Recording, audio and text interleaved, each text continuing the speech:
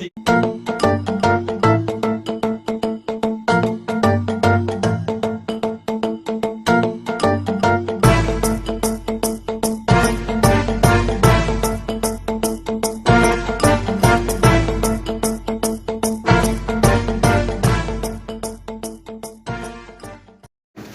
Next part जो हम लोग सीख रहे हैं,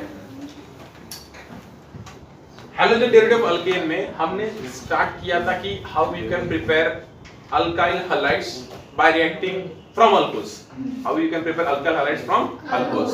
अब दूसरा देखते हैं, वही सीखते हैं फ्रॉम, हाँ देखो, प्रिपरेशन ऑफ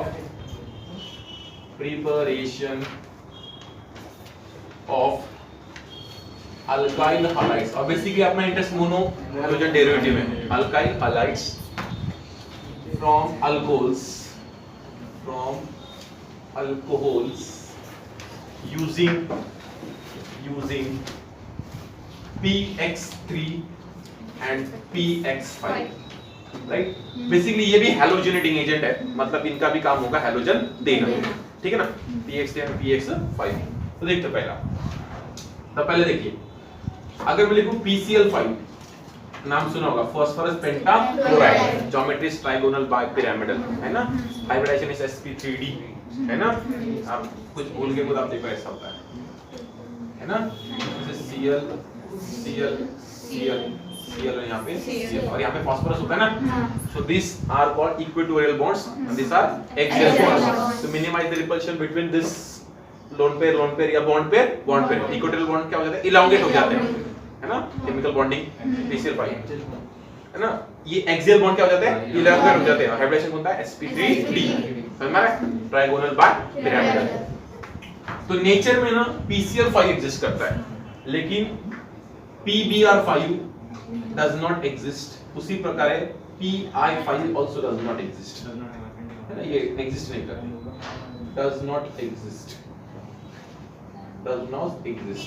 सिंपल है।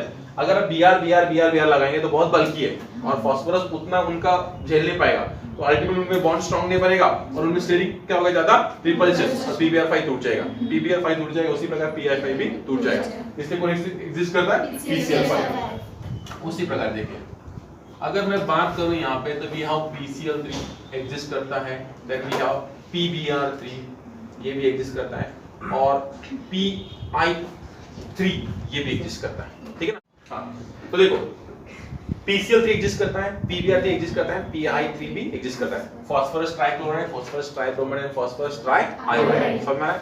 उसके बाद देखना, ऐसे अगर हम लोग जाए from PCl3 to Pi3, stability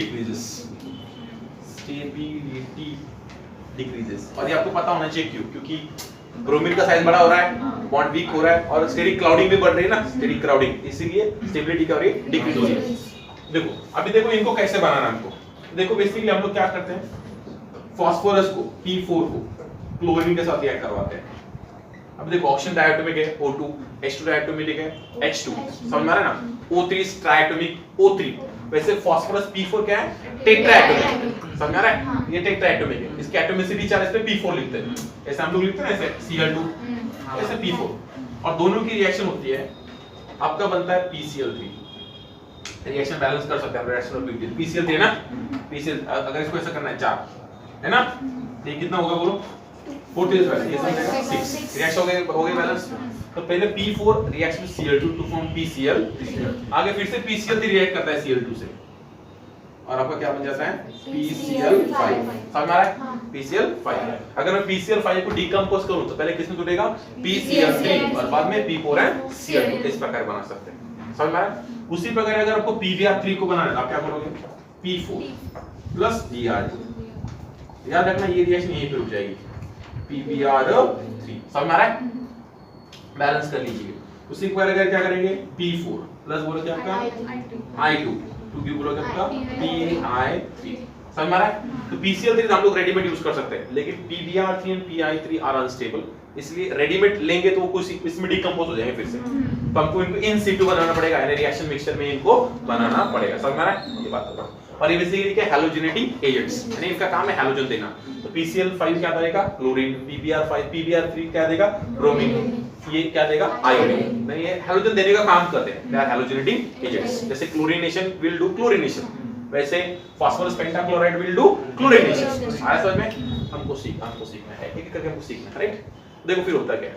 पहला चल रहा है topic preparation of alkyl halide from alcohols using this one, that is phosphorus trihalides and phosphorus pentahalides. इसमें पेंटाहैलाइड में सिर्फ अपने पास PCl5 की रिएक्शन है, PBr5 PFA की है कि नहीं, क्योंकि वो नेचर में एग्जिस्ट करते ही नहीं है। तो देखो फिर अभी होता क्या है।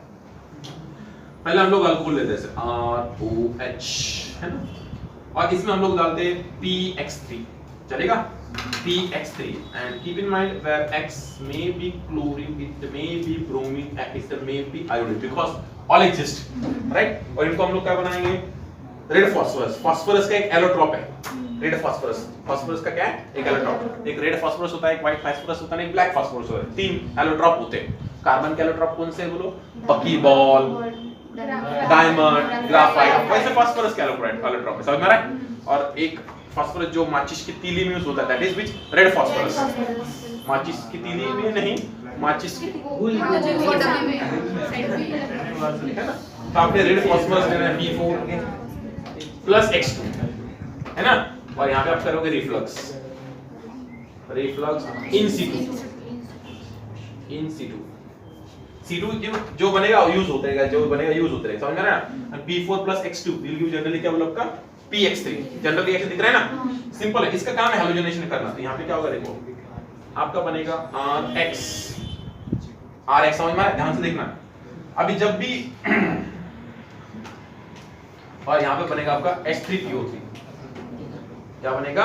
H3PO3, समझ में आ रहा है? रिएक्शन बैलेंस हो गई, चेक करो। नहीं हुई ना, लेकिन आप बैलेंस कर सकते हो। इसको 3 करना पड़ेगा ऐसे, और इसको 3 करना पड़ेगा। आयो देखो अभी बैलेंस हो गई हुई, देखो चेक करो। क्यों नहीं हुई? देखो 3H है, ये 3H है, R है, हो गई बैलेंस। रटा हुआ है, मैंने बचपन से पढ़ा रहा हूं ना, बैलेंस हो गई रिएक्शन। ठीक है, तो सिंपल सी बात है। R के पास कौन चला गया? X, और आपका क्या बन गया? H3PO3। इसका नाम है फास्फोरस एसिड। फास्फोरस एसिड, क्योंकि देखिए -6, right? 3 into -2 that is -6, this is +3। ये क्या हो जाएगा? फिर से +3। तो फास्फोरस अपने लोअर ऑक्सीडेशन स्टेट में, दैट इज +3। अगर हम लोग ऐसे कर पाते हैं यहाँ पे H3PO4, that is phosphoric acid, क्योंकि हाईएस्ट ऑक्सीडेशन स्टेट में फास्फोरिक एसिड। देखो 4 into -2 -8 +3, तो कितना हो गया? +5। आया समझ में? तो जब हायर ऑक्सीडेशन स्टेट होता है, वी हैव रिक, और छोटा तो क्या हो जाता है? रस, लोअर रस, समझ में आ रहा है? इसको बोलोगे फास्फोरस एसिड, ठीक है आंसर? फास्फोरिक एसिड, समझ में आ रहा है? तो any alcohol reacts with phosphorus halide to give alkyl halide and बोलोगे आपका फास्फोरस एसिड, समझ में आ रहा है? दैट में बी एनी, समझ में आया? इसका मैकेनिज्म भी आप लोग देखेंगे। पहले रट तो लो इसको, रिएक्शन को, फिर मैकेनिज्म जो आपके कुछ काम का है, ठीक है? तो हम लोग सपोज से लेते हैं मेथनॉल, CH3OH प्लस इसमें डालते हैं हम लोग PCl3, ठीक है, और इसको बनाएंगे रेड फास्फोरस प्लस Cl2, समझ में आ रहा है? और ये रिफ्लक्स इन C2 अब बहुत हो गया है ना, समझ लेना। तो क्या होगा बोलो आपका? CH3Cl प्लस H3PO3, वही बनेगा ना? H3PO3। बैलेंस करने के लिए इसको 3 करना पड़ेगा, है ना? बैलेंस हो गई? एक बार चेक कर लेना बैलेंस हुई नहीं, तसल्ली कर लो, हो गई ना बैलेंस? ठीक है, उसके बाद देखो अगर ऐसा भी दिया हुआ है, ऐसे OH, है ना, और यहाँ पे आपने डाला सपोज रेड फास्फोरस और प्लस आपने डाला यहाँ पे I2, तो यहाँ पे क्या होगा? ऐसा, यहाँ पे कौन आएगा? आयोडीन, और आपका बनेगा H3PO3, वही बनना है, H3PO3 वही बनना है, समझ में आ रहा है? अगर आपने ऐसा भी लिया छोरे, इट इज वेरी सिंपल, छोरे अल्कोहल लिया है and you are doing like this, suppose red phosphorus, और आप ले रहे हैं यहाँ पे Br2, this will like this, ठीक है? यहाँ पे कौन आएगा? प्लस H3, समझ में आ रहा है? तो सिंपल सी बात है, आंखें बंद करनी है और OH जगह पे क्या लगाना है? जो भी आपका, जो भी आपने फास्फोरस हैलाइड यूज किया, राइट? अब इसका मैकेनिज्म देखते हैं, बहुत इंपॉर्टेंट। ये तो आपके टेक्स्ट बुक के अनुसार एनसीडी के अनुसार सिलेबस हो गया। अभी मैकेनिज्म जो आपको फील देने के लिए कि एक्चुअल में H3PO3 क्यों बनता है, ये तो समझ में आ रहा है ना। अभी फील देने के लिए इट्स नॉट इंपॉर्टेंट ना, but keep in mind feel होने के लिए मैकेनिज्म। तो हम लोग एक जनरल अल्कोहल लेते हैं, ऐसे ROH, कोई भी हो सकता है, दैट में प्राइमरी सेकेंडरी या टर्शियरी। उसमें हम लोग डालते हैं PX3, चलेगा PX3, दैट में बी एनी X ना, X can be chlorine, bromine या आयोडीन, जनरल रिएक्शन। तो देखो यहाँ पे लोन पे है ना। अब देखो फास्फोरस बेसिकली कितने बॉन्ड बना सकता है, 5, यानी इसके पास वेकेंट डी ऑर्बिटल है, it means it can accommodate electron pair, so this will act as a Lewis acid, है ना, this will act as a Lewis acid. And बीडी जनरली जिगर से पीएच जिगर में आग लगी है, तो ultimately this is Lewis base, बीडी बेस यूनिट्स, लेविस बेस। तो क्या होगा, ये इलेक्ट्रॉन्स यहां पे आ जाएंगे।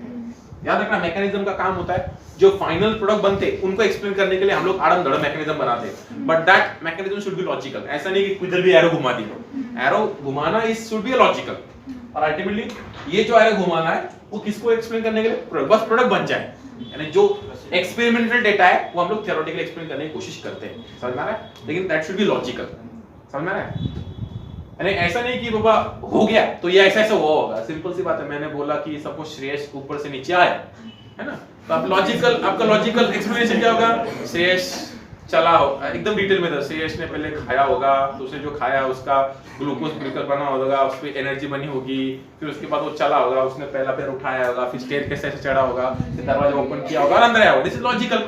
अब ऐसा नहीं हो सकता, हमने क्या देखा, ऊपर आया है नीचे से, अपना एक्सप्लेनेशन ये स्टेयर कैसे चढ़ के आया होगा, दिस इज लॉजिकल ना।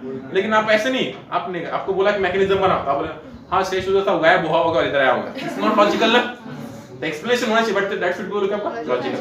तो मैकेनिज्म क्या होता है, एक सिंपल है, इट्स एन एक्सप्लेनेशन कि प्रोडक्ट कैसे बना है बाय विद सम लॉजिक। मैंने ऑलरेडी बताया फाउंडेशन अपने इसमें, जब जीओसी पढ़ा रहा था, ज्यादा बोलने से हम होता क्या, देखिए यहाँ पे ऐसा होता है, देखो जब यहाँ पे बॉन्ड बन रहा है, एक बॉन्ड टूटना भी चाहिए ना, ऐसा एक्स निकल जाता है, ऐसा तो आपका बनेगा RO, समझ में आ रहा है क्या, ये H यहीं पे रहेगा, दिख रहा है क्या। अभी देखो किसमें बॉन्ड बना, ऑक्सीजन एंड फास्फोरस में, P यहाँ पे कौन आएगा, X, यहाँ पे बोलोगे आपका X, फिर X, समझ में आ रहा है। इस पे कौन सा चार्ज आया, प्लस, बाहर को निकला आपका X माइनस, आया समझ में।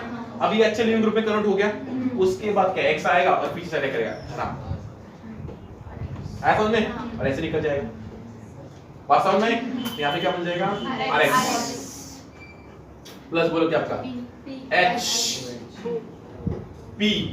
HPOX2, चलेगा, HPOX2। हमने कितने अल्कोहल हाइलाइट लिए यहाँ पे, 3 ना, 3 अल्कोहल लिए ना, 3 अल्कोहल, तो बेसिकली एक बन गया, उसका फिर से दूसरा अल्कोहल, वही अल्कोहल ROH दिख रहा है क्या नहीं, यानी हमने 1 मोल डाला, that is 6.022 into 10⁻23 molecules of alcohols. उसके बाद ये बाकी है, देखो फिर ऐसे लिखता हूं मैं इसको, P, समझ में आ रहा है क्या, कहां गया अपना OH लगा हुआ है ना, इसको OH ध्यान से देखना, P और ये OH लगा है, यहाँ पे कौन बाकी है, X, फिर से वही कहानी, इधर आएगा, ये निकल जाएगा ना ऐसे, सिंपल क्या होगा आपका, यहाँ पे निकलेगा X माइनस, क्या हो जाएगा RO, ये H नीचे रखता हूँ, इसमें कौन सा चार्ज आएगा, प्लस, ये क्या हो जाएगा P, ये OH तो वहीं पड़ा है, यहाँ पे कौन है X माइनस निकला है कि नहीं, फिर से अटैक करेगा किधर इधर, है कि नहीं, फिर से निकल जाएगा ऐसा, बात समझ में आ रही है क्या।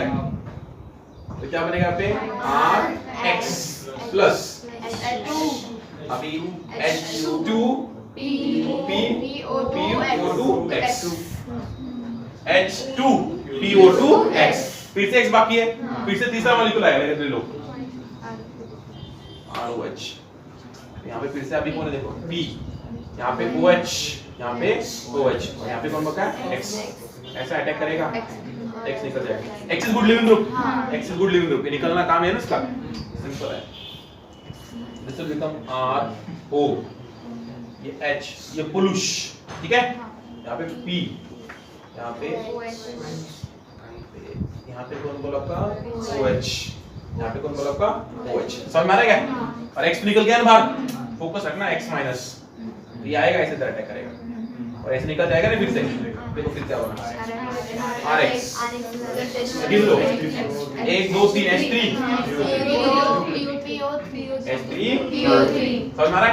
देखो H3PO3 बना, इसलिए देखो ना 3 अल्कोहल और 3 अल्किल हैलाइड्स, 1 2 3 और देखो अल्किल हैलाइड 1 2 और 3, राइट? अभी देखना यहाँ पे ना इन्वर्जन ऑफ कॉन्फ़िगरेशन होगा, inversion of configuration. So this will form of which mechanism? SN2 mechanism. अगर आपका अल्कोहल R है तो आपका अल्काइल हाइड्रोजन बोल के आपका S, क्योंकि देखो ये कॉम्प्लेक्स बना, अभी हैलाइड को अटैक करना है तो सामने से अटैक नहीं कर सकता क्योंकि ये बल्कि ग्रुप लगा हुआ है, ऑक्सीजन भी है ना, तो उसको कहां से अटैक करना पड़ेगा? पीछे से, सामने से तो पैक हो गया ना पूरा, इसलिए क्या होगा आपका inversion of configuration that is SN2। समझ में आ रहा है? फिर वो समझ में आया क्या? हां क्लियर है? तो ये हो गया SN2 इन्वर्जन ऑफ कॉन्फ़िगरेशन, ठीक है? तो लिख लो।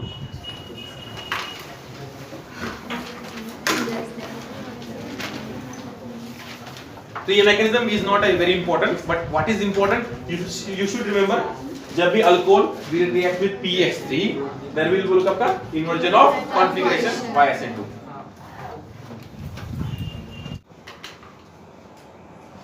और एक बात बताना रहेगी मेरे से, अगर ये टर्शियरी अल्कोहल होता तो अल्टीमेटली ये डिपार्चर हो जाता ना इसका, और क्या बचता आपका स्टेबल कार्बोकैटायन। अगर टर्शियरी होता तो प्राइमरी सेकेंडरी के लिए आप क्या करोगे?